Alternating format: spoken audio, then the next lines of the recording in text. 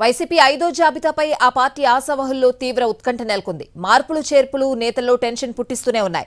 5వ జాబితాపై సుదీర్ఘంగా కసరత్తు చేస్తున్న వైసీపీ హైకమాండ్ త్వరలో లిస్టు విడుదల చేయనుంది.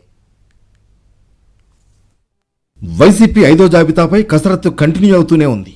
రేపో మాపో లిస్టు విడుదలవుతుందంటూ ప్రతిరోజు ప్రచారం జరుగుతున్నా ఎప్పుడు వస్తుందన్న దానిపై నేతలకు స్పష్టత రావడం లేదు. సుదీర్ఘంగా కసరత్తు చేస్తున్నా కొన్ని చోట్ల లెక్కలు తేలడం లేదు. నిజానికి భీమిని క్యాడర్ మీటింగ్ కు ముందే ఈ కసరత్తు పూర్తి చేయాలని వైసీపీ భావించినా సాధ్యం కాలేదు. ఇటు ఇంకా స్పష్టత రాని స్థానాల నేతలు సీఎంఓకు క్యూ కడుతున్నారు.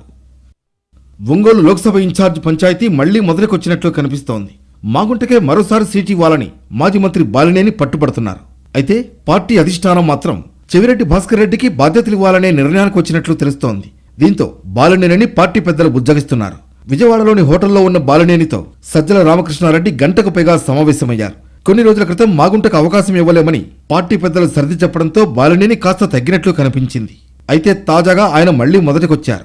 5వ జాబితా రిలీజ్ అయి చెవిరెడ్డి పేరును ప్రకటిస్తే ఇక ఏం చేయలేమని భావిస్తున్న బాలినేని పార్టీ పెద్దలపై ఒత్తిడి పెంచారు. విజయసాయిరెడ్డి కూడా బాలినేనిని బుజ్జగించేందుకు ప్రయత్నిస్తున్నారు. నర్సరావుపేట అభ్యర్థిపై కూడా వైసీపీ అధిష్టానం ఒత్తిడిని ఎదుర్కొంటోంది. ఇక్కడ మాజీ మంత్రి అనిల్ కుమార్ యాదవ్ ను బరిలోకి దించే అవకాశం ఉంది.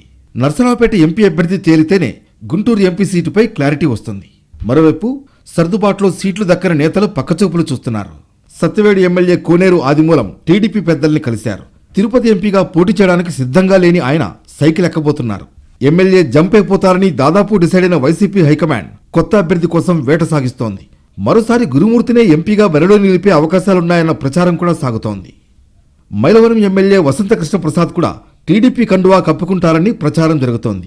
కొన్ని రోజులుగా ఆయన ప్రభుత్వంపై పరోక్ష విమర్శలు గుప్పిస్తున్నారు. నిధులు రావడం లేదని ఆవేదన వ్యక్తం చేస్తున్నారు. నిజానికి మైలవరం టికెట్ ఆయనకేనని పార్టీ పెద్దలు క్లారిటీ ఇచ్చేశారు.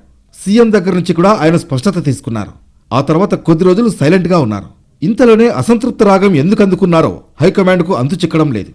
అయితే ఆయన టీడీపీలోకి వెళతారన్న ప్రచారం మాత్రం జోరుగానే సాగుతోంది. మంత్రి జోగి రమేష్ టార్గెట్ గా వసంతను బరిలోకి దించాలని టీడీపీ భావిస్తోందనే టాక్ వినిపిస్తోంది.